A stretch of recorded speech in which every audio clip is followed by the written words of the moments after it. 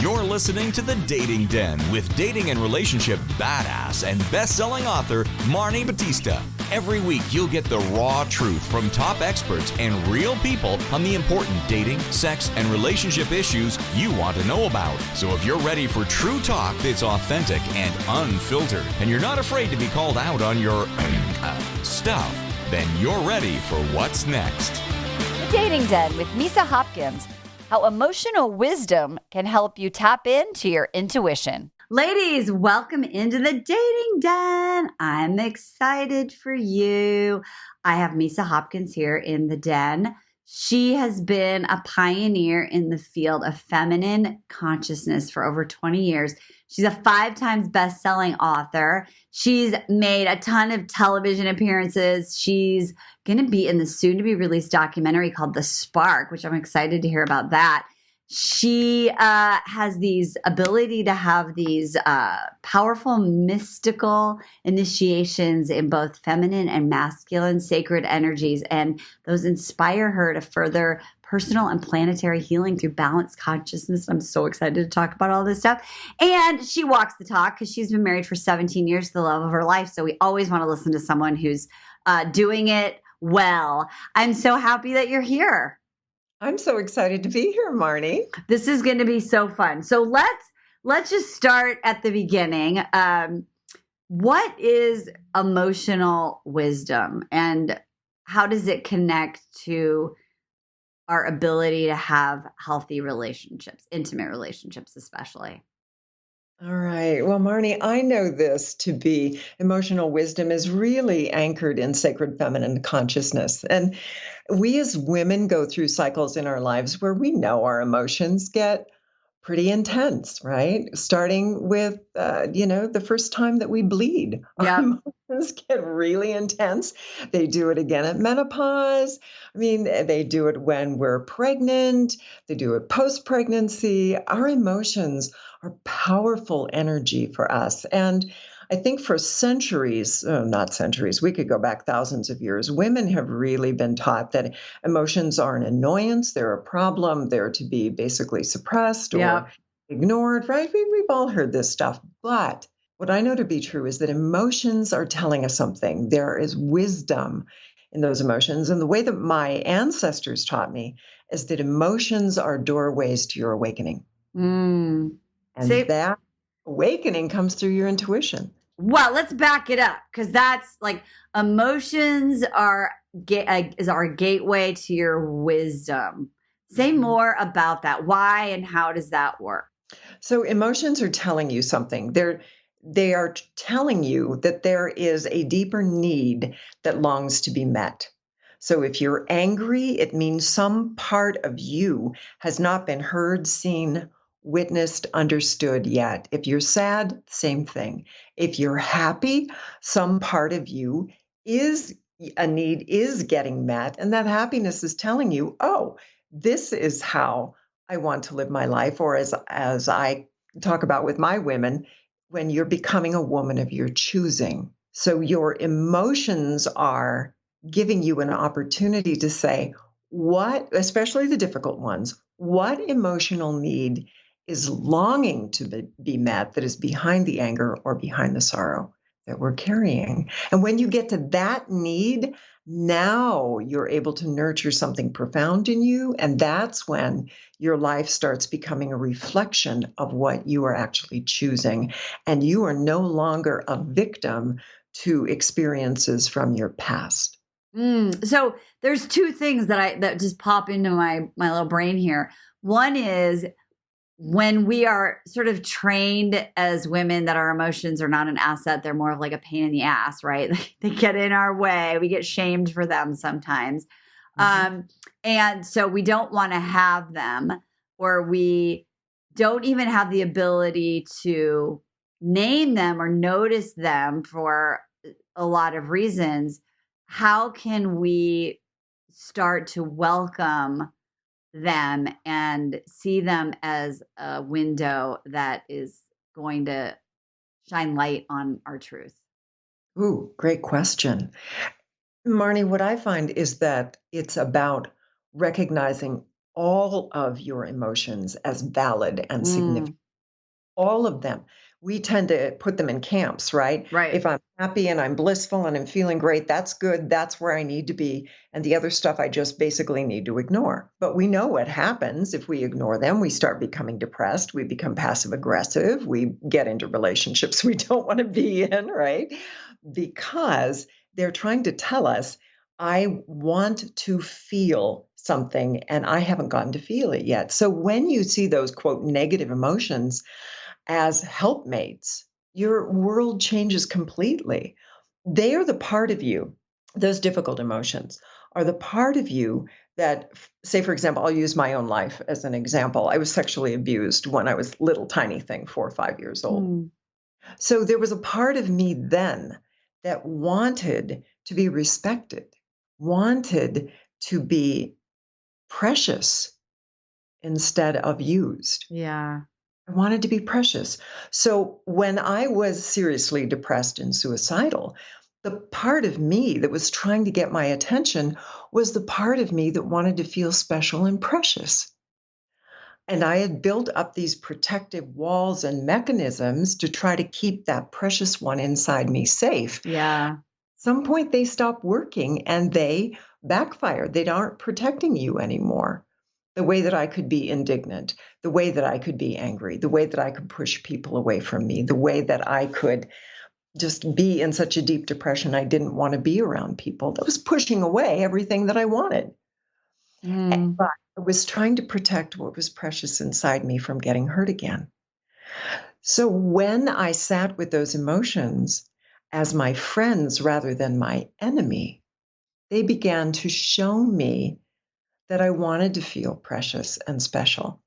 And when I gave into that and said, okay, little one, here's what we're going to do in the inner worlds, by the way, and that's another conversation we should have. yeah. Yeah. For sure. It's different than the outer worlds. We try to do it in the outer worlds and it usually doesn't work. In the deep inner worlds, when I would go in and let her feel special and precious in the way that she wanted it then, it was repaired, you might say. Finally, that need got met. And I wasn't looking for men in my life to make me feel special and precious.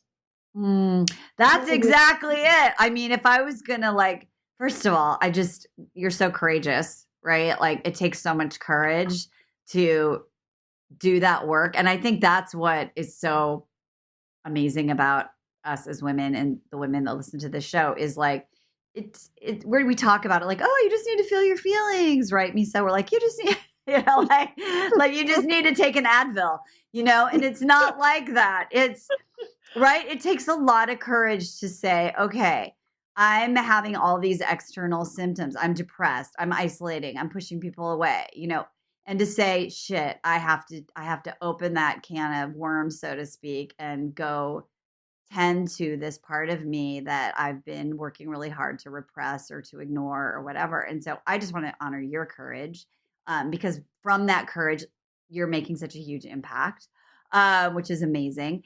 And for everyone who's listening, we talk about courage on the show all the time. And I think it's about, being able to find that safety and to trust this process that because I'm telling you this, Misa's telling you guys have heard this from so many really brilliant leaders on this show. And I know it takes a lot of courage. So I just want to tell you, if you're listening, you're like, that's me. She sounds like me. I feel the same way. You're not alone, number one. And number two, we know you got it in you to be courageous. So I just wanted to honor you for that and for sharing your story, because I think so many women are like, oh my God, me too.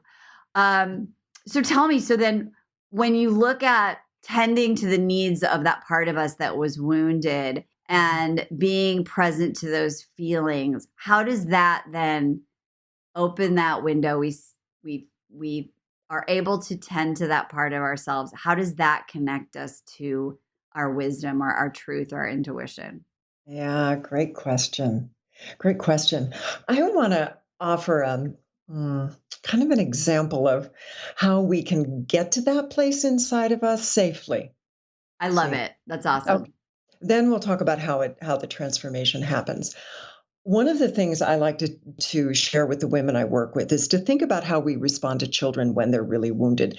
And by the way, wounds don't always have to be as deep as sexual abuse. Wounds could be both my parents were working and I just didn't get the time and attention that I needed. Or my father's version of love was giving gifts, but my version of love was, would you spend time with me? Yeah. Right? That creates a wound. So it's not always something as heavy duty as sexual abuse, though it can be. And as in my case, it was repressed, and that makes it harder to get to, right? So the only thing I had was my depression because I didn't have a memory of what had happened. So what we tend to do is think, oh, I have to relive all the pain. Not true. It is not true. Not in my experience, not in the experience of the women that I've been able to help. Just simply not necessary. However, if you think of that pain as a wound like a little child has that needs to be healed, we start kicking in our own motherly instincts for ourselves. So think about a kid who, you got a little guy, he just climbed up the tree. He was on too high a branch. He didn't have a good foothold and he fell and he really scraped up his leg and his elbow. He comes in and into the house. Usually they're looking for mom when they're real little, right? Or dad. They're looking for compassion. The first thing they want. They aren't ready for a Band-Aid. Yeah. And they want you to tell them what they did wrong. They want compassion. They're looking for a hug. Yeah. They're looking for hugs. So when your anger is up, when your sorrow is up, you're looking for a hug. You need compassion because that's the sign that you've been wounded. So the first thing is to go in with as much love, and if you can't access love, as much presence as you can, because presence is also a doorway to compassion. So first, love. Second, okay, let's get this bandaged up. Let's get this tended to physically.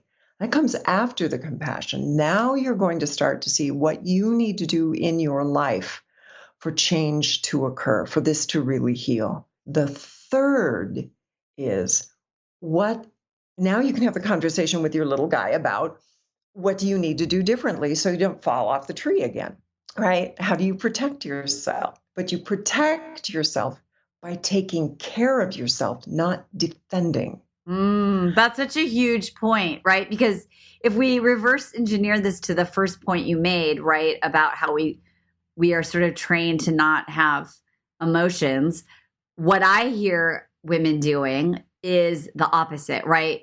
They're hurt and they have feelings, and instead of being compassionate and tending to it, they're like, oh, why, I should know better than this. He's a jerk. Why is my heart broken? Like, why did I right? And so this is that moment where you do something differently. I'm just underlining that so people know the exact moment that you got to like polish up. That's right. Because if you're blaming him or her, if your partner is female, you haven't changed anything. It's just an explosion of your anger going outward instead of inward. Depression is that anger going into you. So if you haven't been present to that feeling with compassion, and it's the compassion, Marni, that makes it safe. Mm-hmm.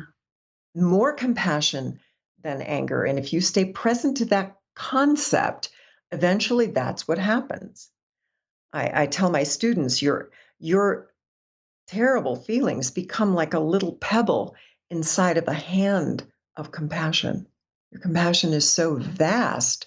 Now, the one who was wounded originally when you were little, and the more you don't know the roots of it, the younger you were, by the way. If you can't remember the roots of where that anger or depression came from, you were really, really young. Yeah.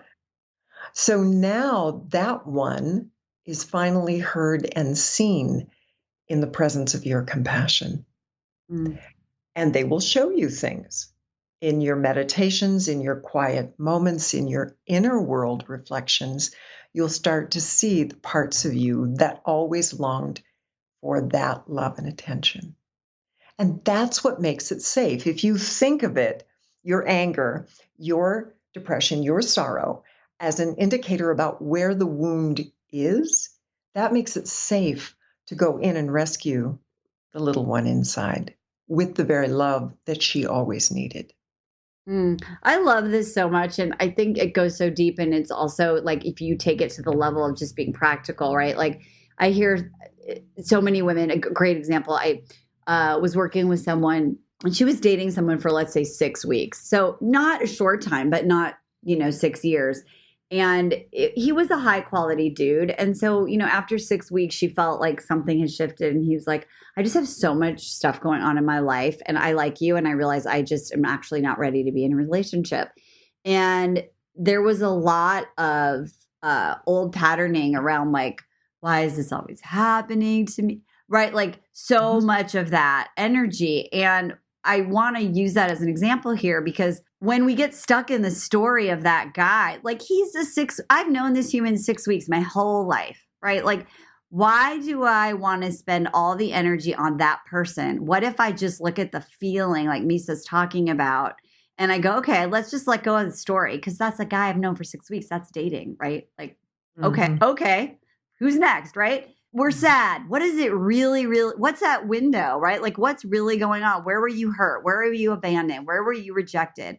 How can I really actually meet my own need here? And that's like the most self-loving thing you can do because ladies, the dude is like 6 weeks, 8 weeks. For some of you, it's a guy you were texting with and he said he was going to ask you out and then you never heard from him again. Right? Like it's so much more self-honoring to do this work that you're talking about and really love ourselves through that sadness or that emotion to get to the other side. So I think this is so brilliant and just it's practical as well. Right. Because when you give yourself what you always needed, you're a different person. You're coming into relationship more whole. And the reflection of the people, the potential partner that comes into your life is also more whole. It's when we map our yang energy onto men, right? And we look for them to be the intuitive person in our lives when we were young, know what we want, be that person that we want them to be, that we strip them of who they are. They don't get to be the person they are because we're trying to get them to be the person we want them to be. And I've done it, by the way. Oh my God, so many times, so many relationships and a lot longer in than a few weeks. Yeah. Years in, I was still expecting them to be the person I wanted them to be.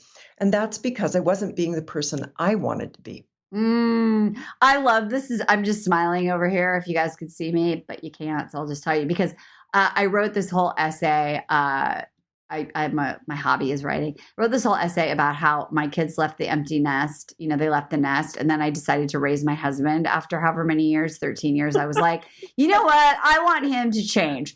And it was exactly that, right? Like I wanted him to be who I wanted him to be because I didn't want to deal with my sadness, my loss, my fear. So I just started trying to control him, like, on hyperspeed. And I'm just saying that because it's so easy to default into that. Right? Like, because of that internal piece and it's like, okay, wait. So it was really amazing to be able to do the work, reflect on it through journaling and then ultimately write about it, which was really healing for me. So I think that whatever level you are whether you're in a relationship, whether you're dating, it's relevant and applicable. It's stuff that is always going to show us what we need to learn. So let's talk about wisdom because I want to make sure we have.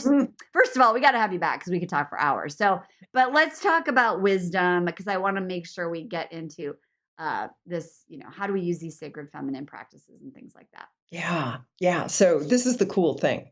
When you hold that discomfort, again, focused on compassion. So you can do it. That's where the courage comes from. Yeah. That you have that kind of compassion in you. Now you get to do it for yourself. And you allow the fears and the doubts to come up. Nobody's going to love me. Nobody wants me. I'm going to keep getting these yucky people in my life. Whatever that fear is, you hold it. You love it. What part of me is aching? You hold it. You love it. Eventually, those voices quiet down. They get really quiet. They just don't exist and they don't have power anymore. And what arises is the quality that you want in a partner and in you. And the key piece being you want it in you. And now your compassionate love holds how you're going to feel and how you are feeling in this moment with your perfect partner. Mm. Your yang and your yin energy are in balance. When your yin energy, your emotions are in that much pain, you're not going to attract the kind of yang or male energy, and that can again be in a partner who's a woman or a man, that is going to be right for you. You won't. You've got to be in your center of balance. And that becomes this awareness of, oh, this energy of self-reliance is me. I'm that. And whoa, who am I going to attract with that? So I want to give you a real life example. Yeah, please. Okay. So I had been in a relationship, Marni, with a man who was powerful in the spiritual realms. We both did most of our work in the spiritual realms, incredibly powerful, and protected me there. And I kept saying to myself, when our relationship was complete, I had to have a man who could protect me. That was just fundamental in my brain. So I met this wonderful man. He is just almost everything I've been looking for, right? Except he doesn't protect me. Mm. Not the way I'm thinking he needs to. In other words, my spiritual equal, right? Yeah. And I'm remembering something my elder taught me early on. And she said, Misa, and you have to remember, she was Native American, Cherokee. Amazing. She's saying, I don't get women today. She says, what's this equal stuff? And I'm listening because that's what I'm looking for, right? So I know Yeah. teaching for me here. Yeah. And she says, here's the deal. In the way that I was raised, she said, you're not looking for someone who is as deep in your spiritual practice as you are. That's what you do.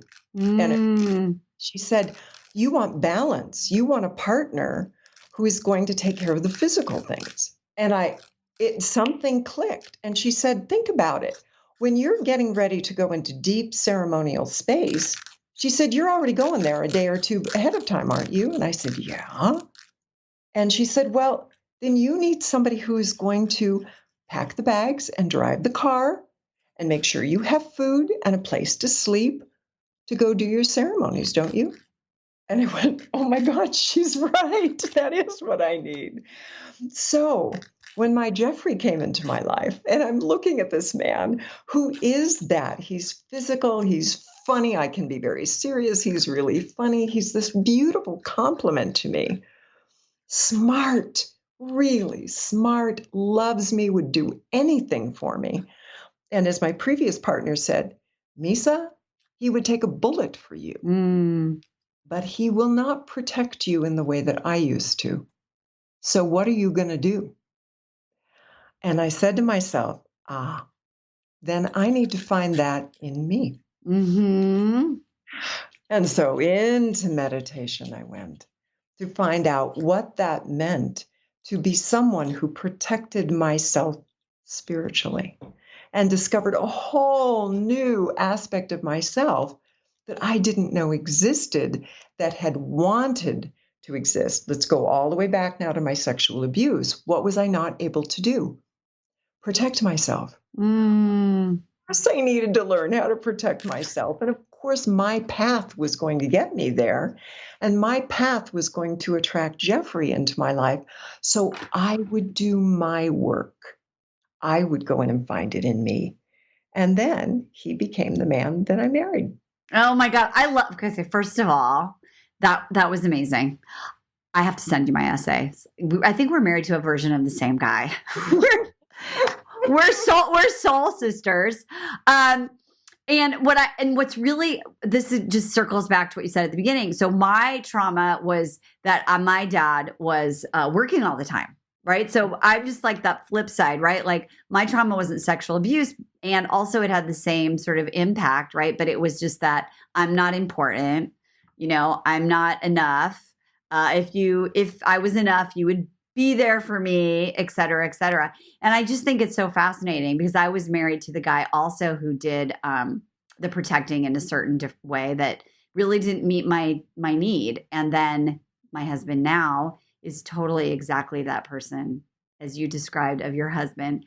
And I think it's just so beautiful. And And that's really the trusting the process, right? Of like looking at if you see the pain and you just follow the scent of the pain and you do this work, that, oh my gosh, you end up with something that you could have never even imagined because and I love this and I want to make sure we hit this next, is it's like beyond your wildest dreams, meaning it's in this other realm. Yes. It's what you can't know to ask for or look for. It's Ah, so it's so deep in your psyche. It's so buried. It's not on the forefront of your thoughts, but you're creating it. You're calling it in. and so how do you get out of so this is what everyone's like, okay, so if I don't know and it's very deep in my psyche, how do I get out of my own way? Yeah, and that's the beautiful piece. And that's where that deep work, when you go in and hold your frustration and hold your doubts, hold it in love, it unravels itself truly. And I've seen this to a point, Marni, where I took a lifelong issue that I had, took it into this, what I call holding. Holding is being in compassion with what is without judgment, without trying to fix it, Yeah. just present to what is. That this lifelong issue I had 30 days later, I couldn't even remember what the issue was. Wow. It's so Just, powerful, right? You probably push that issue away for how many years? yeah. And it was. I was pushing away people in my life, beautiful men in my life, because I was expecting them to be what I needed to be for myself. And still to this day in our relationship, Jeffrey and I will take a look at that periodically and say, wait a minute, that's not who I am. And that's an opportunity for us to each get still in our own way. Often for him, it's a walk. Often for me, it's meditation, and say, wait a minute, who am I? And what do I need to develop in myself next? What Mm, is my partner creating for me? this is so great. Also, I just want to point this out, ladies. So, just that little example for you, it's meditation. For him, it's going for a walk. I hear Mhm. so many women, they're like, they want a male version of themselves, right? Like, he's got to be into healing, personal development. It has to look like me. He has to eat like me. He has to Mhm. go to yoga like me. He has to meditate like me. And what I hear you saying is that when you find your complement, their way of going into themselves and being who they need to be might not look like yours at all. That's right. Because if you're expecting him to be a copy of you, you just mapped your yang energy, your own male energy, your action oriented energy onto somebody else. And you didn't claim it for yourself. Damn. I have this training and I say, guys don't want to kiss a dude in a skirt. That's right. But that's just a little more crass way of saying what you said way more beautifully than I do. So I find That's perfect. That is it. And here's the deal. You are not going to stretch with a duplicate of yourself. Where is the growth in that? Where's the fun? So true. It's not as much fun, truthfully. It's kind of dull. It's kind of redundant. But why not be with a man who stretches you, who gets you to try things you haven't done? And by the way, men's very often their way of getting connected to spirit is not the way we do it as women. They are not going to sit and talk about their emotions. They are not as excited about getting into a circle and spending hours talking about what's going on. No, no, no. They're more inclined to pick up a fishing rod and go fishing. And let me tell you, even if they aren't interested in catching any fish, you stand in the middle of a stream for an hour or two, you're in altered space. 100%. Yeah, no, totally. My husband likes to surf or Yeah. do adventure things or just be out in nature. Yeah, they may have a more active way of doing it. They can get to their quiet moments for sure. For sure. In the same way you can get to your active moments, right? And depending upon how you're built, you're going to have some interesting mix of sacred masculine, feminine energy together. And that's going to be perfect for you. So I think when we meet new people in our lives, one of the questions I like to ask is, why is it that the universe sent you out of Yes. all the people? What is it that we are here to learn and give to each other in this moment, just this moment? There may not be another moment, just over this cup of coffee. Who are you? And if it's a beautiful relationship, and that can include a business relationship, by the way, because I've done it, Yeah. you know, I just, like we did, I met a soul sister. Whoa, who knew? I didn't know you were out there. And here you are, or a soul brother. Yeah. That's awesome. And if it's just not right, if it just really doesn't sync up, what an opportunity to bless someone else in their journey, to bless them, to say, oh my God, I learned so much about me because of you. Even when you were being an asshole, I learned so much about me. Thank you. And I love you. Bless you in your journey as you're discovering what you need to. I hope I left you a little something too. And then direct your thoughts back to where you were in those deeper, quieter moments. Ask yourself, how will I feel how will I feel when I'm with the partner I'm going to be better suited for? When they for me, how am I going to feel? And start feeling those things, because the minute you start feeling them and let yourself feel them, and I know this one really well because I used to do some serious codependent attachment to men, you stop thinking about them all the time. And all you've done is bless their journey. You've done nothing to hurt them. From there on out, you're stopping. If there was any arguing, it stops. You bless them, you love them on their way. That's what I did with my previous partner. We're still good friends, really good friends. Love you dearly. Not going to live with you, honey. And now I get to focus on how I feel at my best in my relationship with my partner and bring that best to him and to any person that I meet. How will I feel when? And feel it now. Because that is the energy that draws them in. And that's so important, ladies. We call it bless and release, when somebody's not a match, right? Like we want to release them from our headspace, and so I think this is so brilliant, because then you stay in that high level of energy when you can bless and release and ask yourself those questions. What did I learn about me? And also, this sort of speaks to something that's a really high level principle, but you all are real smart. And so there is no such thing then as a waste of time, right? Like if all time is valuable and precious, and you went on that coffee date and, he didn't look like his photo or whatever it is, and you're like, oh, that was a total waste of time, right? It wasn't, right? I love what Misa's saying. So this person showed up for a reason, right? Yeah. So what can you learn about you? And then how can you bless and release so that you can be in that high energy for next? So it's so important, because what if the guy right for you is like around the corner and you're so busy scowling as you leave that date, looking on your phone, and you miss it, right? Because you made it about whatever it is that is in that deeper part that's sad or mad or disappointed. And so, yeah, it's like we're just missing out on opportunities because we're not able to be in the energy of how do I want to feel when, which is tragic, right? Yeah, it is. It is, because your energy is focused on what is not working. It's totally in the wrong place. You can't be aware of your partner, which is what you're speaking to. You can't be aware of that potential partner, and nor can you attract them when you're in that space. It's not possible.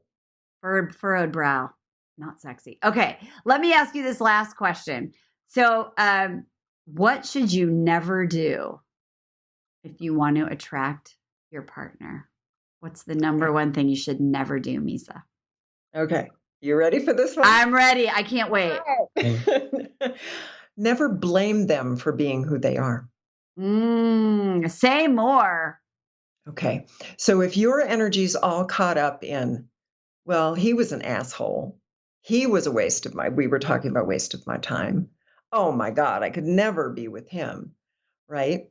What you're doing is you're blaming them as not being good enough. And guess what men struggle with the most frequently, at least my observation in relationships and the women I coach? Not feeling good enough. Yeah, totally. So now what energy field have you just surrounded yourself in? They aren't good enough. And if you don't think a man can't smell that from miles away, oh, you're mistaken. They can. They can. And they are headed out the door because they don't want to feel like they're not good enough. Now, that doesn't mean that as you go deeper into relationship, that you aren't going to look for your partner to take responsibility for the pieces they need to be taking responsibility for. Of course they do. But that can be done without blame and without shaming someone else. If you don't want to be shamed, don't shame them. I love this. So awesome. Jeremy is my husband. We went to this, they have this little museum of love in LA here. And it was so amazing.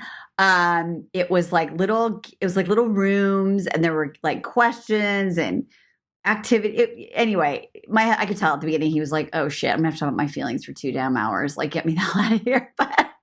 But they had some really cool experiments and games. One of which, you put a little pulse oximeter on, and there, I guess science says, and maybe you know about this, I don't, but it said like if you look into your partner's eyes for more than 4 minutes, your heart rates will sync up. Mm-hmm. Isn't that cool? Anyway, we cool. did that. It totally worked.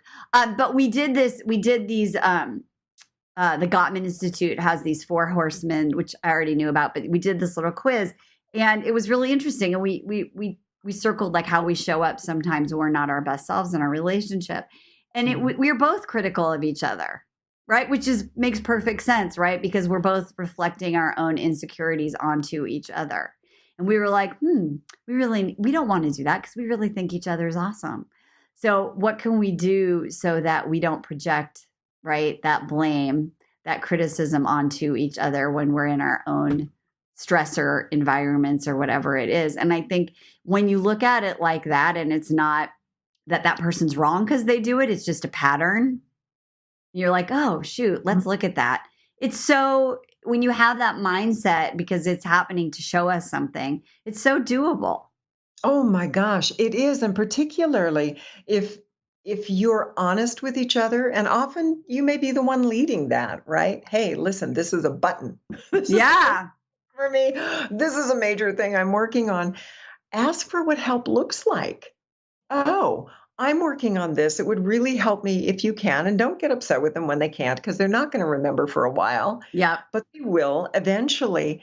They enjoy being there for you. They often want to be there for you. They just don't know how. So when you tell them, here, be here for me in this way when I do this, that will really help. And what Jeffrey and I found, and we just went through a really rough patch, Marni. We went through probably 8 months of digging into some of our deepest, yuckiest, gunkiest stuff. Well, after 17 years, you got to pull the refrigerator out from behind the wall and see. That's it. You're like, ew, gross. Okay, that's totally, and that's relationship. So what happened? So what happened out of it as we got through the gunk and moved back into tenderness is that we can be playful with it. Yes, Misa, so true. Oh, and it just makes it so much better. And that's the stuff we're afraid of, right? When we're looking for a person in our lives, our partner, we're thinking, oh, God, they're going to see all my crap and they're going to hate me and blah, blah, blah, blah. But the thing is, and they're going to leave me, right? The biggest fear of all. But here's the deal. The really biggest fear is I'm going to die inside if they see me the way I am, right? That's the big fear. But here's the deal. They have the same stuff going on. So you're both coming to it with that same core fear. And when you create that safe place to get to show up and be who you are, then there's room to say, but what if we play with this? I'll give you a sweet little example here. My husband and I love to go out for drives and go to new places. And we had just gone to a place where we went for a lovely, lovely hike. And as we came out, there was this fire danger sign, right? There had just been a torrential rain the night before. And the fire danger sign said, high, extreme danger. I'm like, you're like, what? What? Does anybody ever come out and actually change these things? Right. Play with them, I don't know. And I had my theory about what happened, and he had his theory about what did or didn't happen. And we actually had an argument about it. And it was like, what the heck? And then we're coming home and talking about why are we having an argument? Well, this happened, I don't know, 20 times. Finally, it was like, we have got to get this nailed because this is ridiculous. What happened was we realized that we were arguing over things that were complete theories. We had no idea what was true or not. Right. Just want to be right. Just our opinions about things. And we started laughing. And we said, oh, so we're arguing about speculation. Oh my God. That's go for a awesome. drive. We'd see something and we'd start to get into this. And one of us would look at the other one and say, oh, let's speculate wildly about this. Yeah. And we'd laugh. And it was done. It was completely done. So that capacity, that willingness to hang in there with each other, to get to know each other, to find the humor that is there and the love that ultimately is always there. That's the undercurrent that's trying to come to the surface, right? Let it rise to the surface. And we can do that. We can do that with the first cup of coffee. You don't have to wait until you've been married 17 years, though it's going to happen if you've been married 17 years. But we can be present to what are the undercurrents. Let your emotional wisdom start working for you. If it just doesn't click and doesn't feel right, don't make it work. If it doesn't work for them, don't blame them. It just didn't work for them. And allow yourself to keep sinking into how am I going to feel when I'm with my partner? How am I going to feel? Cultivate that feeling in all sorts of ways in your life until you're sitting down having a cup of coffee or a virtual cup of coffee with somebody and you're like, wow, this is how I always wanted to feel. And then nurture that feeling and see where that takes you. I love that. It's so amazing. I love to listen to stories of couples that have been together for a long time. My husband and I, we took this one program together. And so, eye rolling is like a form of contempt. And so our joke is that we look at each other and I go, I'm eye rolling, like we're laughing about it, right? Like, can you tell how ridiculous I think this is? Anyway, and we laugh. And so then the moment passes. So I love that playfulness. You're amazing. I hope I get to meet you one day in person and definitely have you back on the show. This is like a listen to multiple times episode, ladies. If I do say so myself, send it to your friends who are in a relationship or dating. We covered the gamut. You can find out more about Misa in the show notes and sacredfemininawakening.com. I am just honored to be in your presence and your wisdom. So thank you for being here. Well, thank you, Marni. It's wonderful to find a soul sister and be able to go so deep, and so wonderful to know that there are women out there really doing this deep, powerful work right now on the planet. What an amazing time to have these women really engaging deeply in their heart-centered energy and their emotional wisdom. We're going to change the planet. I've been watching a lot of Marvel comic movies, and so I have visions of like we're all guardians of the galaxy.